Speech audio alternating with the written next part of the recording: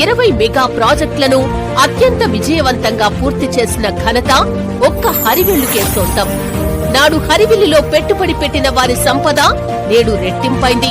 రేపటి metropolitan city విజయవాడలో మీ investment కి భారీ అప్రిషియేషన్ లభించబోతోంది.